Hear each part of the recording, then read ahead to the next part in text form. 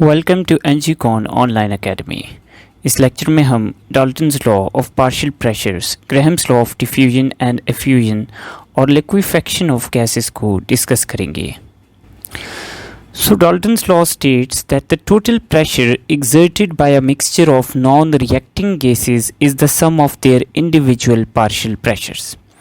So इस statement का क्या मतलब है?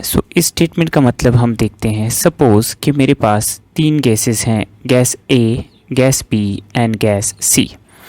गैस A का पार्शियल प्रेशर है 10 एटमॉस्फेयर्स, गैस B का पार्शियल प्रेशर है 5 एटमॉस्फेयर एंड गैस C का प्रेशर है 15 एटमॉस्फेयर। नाउ सपोज कि ये तीनों गैसेस नॉन रिएक्टिंग हैं, ये एक दूसरे के साथ रिएक्ट नहीं करती। अगर मैं एक कंटेनर में इन तीनों गैसेस को मिक्स कर दूं, तो अब इस कंटेनर का जो टोटल प्रेशर है वो इन तीनों गैसेस के पार्शियल प्रेशर्स के सम के बराबर होगा। So this will be equal to the sum of their individual partial pressures.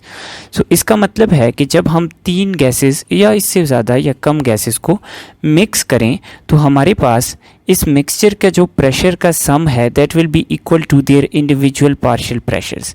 इसका मतलब है कि जब हमारे पास सारी गैसेस मिक्स होंगी तो ये अपना अपना इंडिविजुअल पार्शियल प्रेशर एक्सर्ट करेंगी और टोटल प्रेशर इसके सम के बराबर होगा। नाउ कीप इन माइंड कि these gases should be non reacting. अब इसकी सबसे बड़ी एक एग्जांपल हम लेते हैं NH3 एंड HCl। तो NH3 और HCl का जो मिक्सचर है ये आपस में जब मॉइस्ट होगा तो it will react to form NH4Cl। So इन दो गैसेस को हम मिक्स करें तो डाल्टन्स लॉ ओबे नहीं होगा क्योंकि ये रिएक्टिंग गैसेस हैं। Dalton's law is for non reacting gases. So we can write that the total pressure exerted by a mixture of non-reacting gases is sum of their individual pressures. So जितनी gases होंगी उन सब के pressures को हम sum up करेंगे, so we will get the value of total pressure. Now अगर हमने टोटल प्रेशर में से किसी भी गैस का प्रेशर कैलकुलेट करना हो तो हम क्या करेंगे? So pressure of any gas, say for example we have gas A. So its pressure will be equal to mole fraction of this gas multiply by total pressure.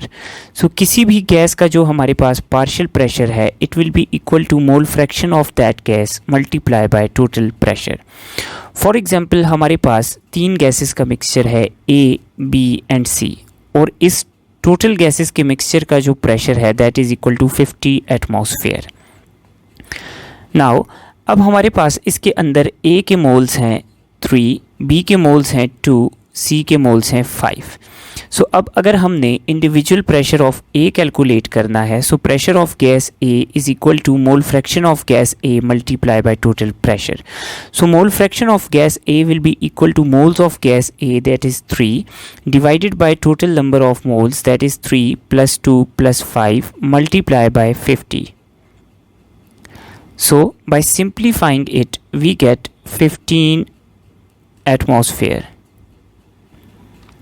Similarly the pressure of gas B is equal to moles of gas B that is 2 divided by total moles that are 10 multiplied by 50 atmosphere. So pressure of gas B is equal to 10 atmosphere. And similarly pressure of gas C is equal to mole fraction of gas C divided by total moles multiply by 50, so that will be equal to 25 atmosphere. So यूँ हम किसी भी gas का pressure calculate कर सकते हैं। Now keep in mind कि pressure calculate करते हुए हम मोल्स को काउंट करेंगे, गैस के मास को काउंट नहीं करेंगे। For example, we have a mixture of 3 gases. First is O2, second is CH4 and third is helium. Now हमारे पास ऑक्सीजन के हैं 16 ग्राम्स, मीथेन के हैं 32 ग्राम्स एंड हीलियम के हमारे पास हैं 4 grams and the total pressure that we have is equal to 100 atmosphere. So what will be the pressure of individual gases? So सबसे पहले हम इनके मोल्स को कैलकुलेट करेंगे, मैस को हम इसमें यूज़ नहीं करते।